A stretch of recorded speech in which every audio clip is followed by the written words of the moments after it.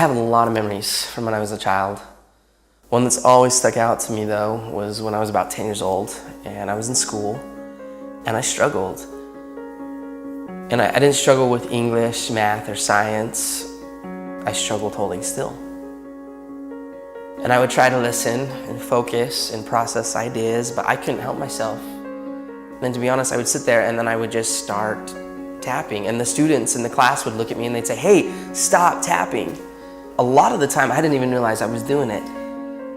And then eventually even the teachers got after me and they would yell at me and they'd say, "Clint, you have to stop tapping."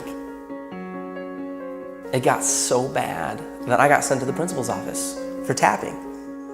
And he said to me, "Okay, maybe when you go back to class, just try sitting on your hands." And so I did. I went back to class, and when I felt myself starting to tap, I did this. I sat on my hands. And that worked for about 5 seconds. One time I was tapping in class, and my teacher, Mr. Jensen, he looked at me and he yelled. And he said, "Clint, stay after class." And I thought to myself, this is it. I am done.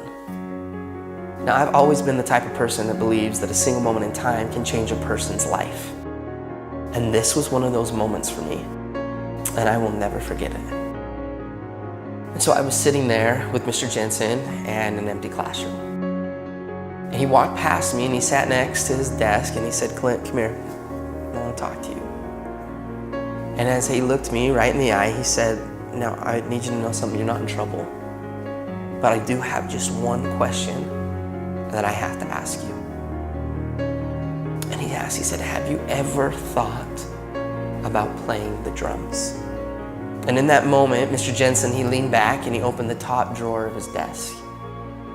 And he reached in and he pulled out my very first pair of drumsticks.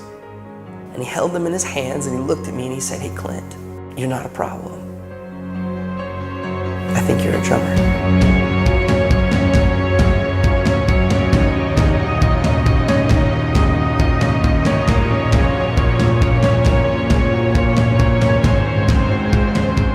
From that moment on, I've never put those sticks down. I've toured, recorded, and played drums all over the world. My whole college education was paid for with drumsticks in my hand. Just because of a single moment in time when somebody believed in me.